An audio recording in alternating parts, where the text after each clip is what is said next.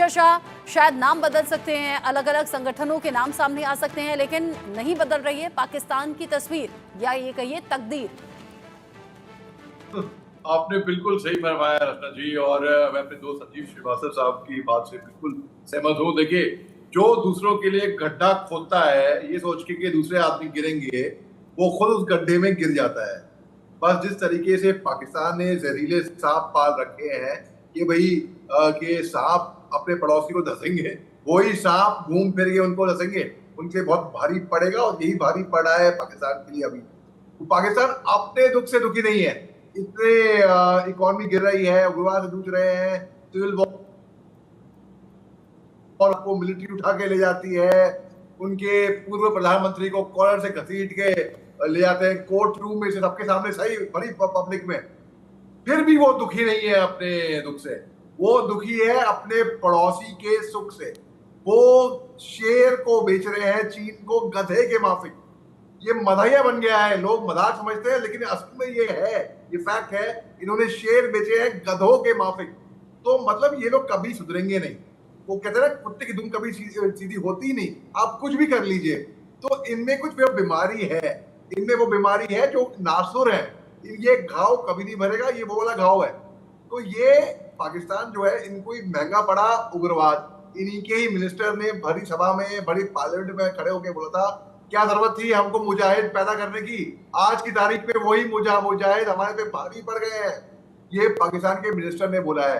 तो Hillary Clinton ने भी पहले इनके पार्लियामेंट में खड़े होकर कहा था, अगर आप इन्हीं के पास, हिम्मत बड़ी दाग देता हूं मैं भाई, इनको कहा था अगर आप सांप पालेंगे तो ये इन्होंने गड्ढे खोदे जो सांप पाले, जो जिस तरीके से ये बिच्छू की तरह इनको काटे, उल्टा पीछे से धंस के, तो वही है पाकिस्तान आज की तारीख में जूझ रहा है। ये आईएमएफ इनको कर्जा देने से इनकार कर रहा है। आईएमएफ ने हाथ मरोड़ तरोड़ के फिर जाके कुछ दान दिया। अरे इनके शहबाज शरीफ जाते हैं चीन, भिखारी कटोरा लेकर 5 दिन रहकर आते हैं, 5 दिन मात्र, और 5 दिन के बाद एक तमाचा मिलता है, पटाच, तुम जाओ यहाँ, भाग जाते हैं कहाँ से भीख मांगने के लिए। यूएई जाते हैं, वहां पे भी यही असर होता है। हर जगह जाइए। दर्शन जी, आपने कभी गौर किया है, अगर कोई आपके आसपास पार्क में कोई गिर जाता है, कोई बच्चा या कोई भी, 10 लोग दौड़ते हुए हर दिशा से उसके पास आते हैं, अरे गिरी चोट होने लगी, अरे क्या हो गया। जब श्रीलंका पे नौबत आई थी 2 साल पहले, पूरी दुनिया खड़ी हुई थी उनके साथ देने के लिए। आपने गौर किया है क्योंकि पाकिस्तान के ऊपर नौबत आई, क्यों कोई खड़ा हुआ नहीं है इनके साथ? इनके जो खुद के सगे हैं, चीन, अरब कंट्रीज कहां पर है भाई, इनके भाई बंधु कहां पर है? कोई इनके साथ में नहीं है। तो मैं कोई ऐसी नफरत की भावना से नहीं बोल रहा हूँ, मैं एक फैक्ट बता रहा हूँ कि देखिए क्यों इनके साथ कोई खड़ा नहीं रहता। एक टाइम था जब अमेरिका इनकी बड़ी अच्छी दोस्त थी, फिर इन्होंने अमेरिका से भी बिगाड़ दी। अब चीन इनका बड़ा अच्छा दोस्त था, चीन से भी ये बिगाड़ेंगे। अभी आपने कहा पाकिस्तान के जो सगे हैं, असल तो ये है बात कि ना तो पाकिस्तान किसी का सगा है और ना कोई पाकिस्तान के लिए सगा है, यानी दो तरफा है मामले। सब अपने स्वार्थ का रिश्ता यहाँ पर बना रहे हैं। चीन पाकिस्तान के रिश्तों में भी कुछ ऐसी ही झलक दिखती है। और आपने बिल्कुल ठीक कहा कि पाकिस्तान यहाँ वहाँ कटोरा लेकर घूमता जरूर है, या तो मदद मिलती नहीं, या मिलती है तो ना के बराबर। अगर मिलती है तो सिर्फ अपनी जेबें भरने के लिए वहाँ के हुक्मरान उस मदद का इस्तेमाल करते हैं। पाकिस्तान में जो हुक्मरान हैं उन्होंने दशकों से सिर्फ अपनी ही जेबें भरी हैं। लेकिन मेजर शाह, अगर पीओके में रह रहकर लोग सड़कों पर आ रहे हैं, बलूचिस्तान में बलूच जो लोग हैं वो लगातार सड़कों पर आ रहे हैं, आज़ादी की मांग कर रहे हैं, यहाँ सिस्टम के खिलाफ अपनी आवाज़ बुलंद कर रहे हैं, तो उसके पीछे भी एक बहुत बड़ी वजह है ना, जुल्म, अत्याचार, या फिर सिर्फ अपना स्वार्थ देखा है पाकिस्तान सरकार और सेना दोनों ने ही। और इसीलिए रह रहकर ये जो प्रदर्शन है ये और ज़्यादा उग्र हो गए हैं। अब तो ये समझिए कि जान तक की परवाह नहीं है, गोलियां चलती हैं, बावजूद इसके प्रदर्शन चलते रहते हैं। आपने सही फरमाया है रचना जी, बिल्कुल सटीक, 100% बिल्कुल। ये पाकिस्तान के ये रियलिटी है, ये दुनिया जानती है पाकिस्तान की रियलिटी, और यही बुरे हाल है। अभी कुछ दिन पहले मैं एक टेलीविजन चैनल में कोई पाकिस्तानी कोई जर्नलिस्ट थे, उनके साथ में था। वो कहते हैं सब कुछ ठीक ठाक चल रहा है और स्क्रीन पे दिख रहा है कि ठीक ठाक नहीं है। स्क्रीन पे आग दिख रही है, दम धमाके दिख रहे हैं, नहीं सब शांतिपूर्वक है। अगर यानी कि उनको इतनी आदत पड़ चुकी है, उनके लिए गोलीबारी हो रही है, बम धमाके हो रहे हैं, वो शांतिपूर्वक है।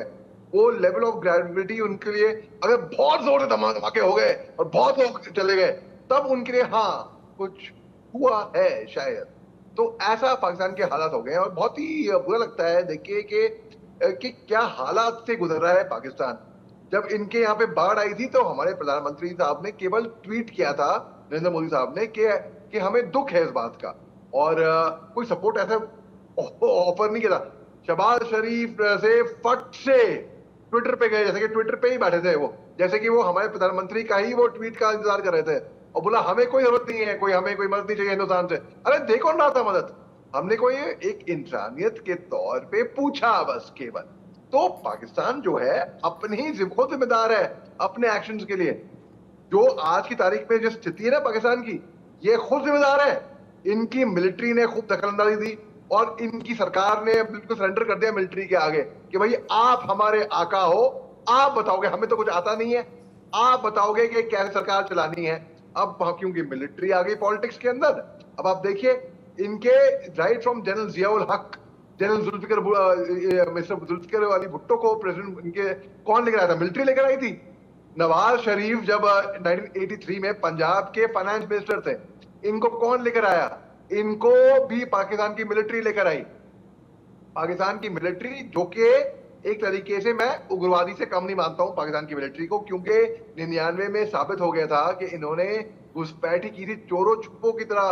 चोर छुप के अंदर घुस के आए थे हमारे मुल्क के अंदर, जब सिविल ड्रेस के अंदर। जब इनको मारा तब देखा कि पाकिस्तान के रेगुलर आर्मी के आई कार्ड थे। तो पाकिस्तान की मिलिट्री के बारे में मैं बहुत ही अनप्रोफेशनल मिलिट्री मैं समझता हूं, और मैं सोचता हूं ये ऐसे चोरी छुपे हरकत कोई नहीं करता है। तो जब ये दखलंदाजी देती है इनके डे टू डे अफेयर्स में, उनके जो गरीब लोग हैं वो मारे जाते हैं।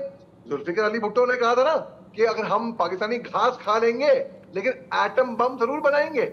आज की तारीख में इनके पास न्यूक्लियर पावर जरूर है पाकिस्तान, मैं मानता हूं, लेकिन खाने को आटा नहीं है, अनाज नहीं है। आपने बड़ी गाड़ी ले ली, क्या डालोगे आप? पानी। पेट्रोल के पैसे नहीं है, डीजल के पैसे नहीं है, आप पानी डाल के चलाओगे। आपने बड़े बड़े हथियार ले लिए, आप क्या डालोगे? कंकर, पत्थर मिट्टी डाल के आप उसमें फायर करोगे क्या? तो पाकिस्तान के ये बुरे हालात हैं और वो समझता नहीं है। वो अपने गिरबान में देखता नहीं है, सेल्फ इंट्रोस्पेक्शन नहीं करता, वो डिनायल मोड में रहता है। और इसीलिए अगर आपको मरीज को सही भी होना है ना, वो डॉक्टर के पास जाएगा, नर्स दिखाएगा, उसको एक्नॉलेज करना पड़ेगा हाँ बीमारी है, तभी वो दवाई खा पाएगा, तभी इसका इलाज कर पाएगा। पाकिस्तान एक्नॉलेज नहीं करता है। पाकिस्तान ये मानता ही नहीं है, कबूल ही नहीं करता कि कोई प्रॉब्लम है। उधर सब मस्त चल रहा है भैया, सब मस्त है। वाह क्या शांति है भैया, क्या शांति है उनके यहाँ पे, मानना पड़ेगा। दाग देता हूं मैं बस। प्रॉब्लम तो पाकिस्तान में आवाम के लिए है, आम जनता के लिए है। हुक्मरानों का तो पेट भर रहा है, उनकी जेबें भरी हुई हैं।